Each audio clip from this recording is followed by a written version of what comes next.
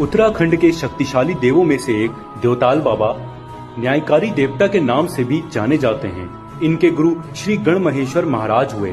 इनका मूल स्थान नेपाल और भारत के बीच काली नदी के दोनों किनारों पर स्थित है, जिसमें नेपाल वाले मंदिर को पारी पीपल कहा जाता है और भारत वाले मंदिर को वारी पीपल कहा जाता है, जो रूम शगुन गांव के नीचे काली नदी के तट पर पिथौरागढ़ क्षेत्र में पड़ता है।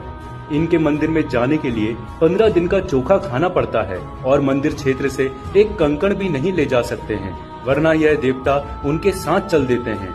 इनको चंदन का टीका लगाया जाता है। इनके साथ लाटा देवता भी रहते हैं और 12 मसान 51 वीर साथ चलते हैं।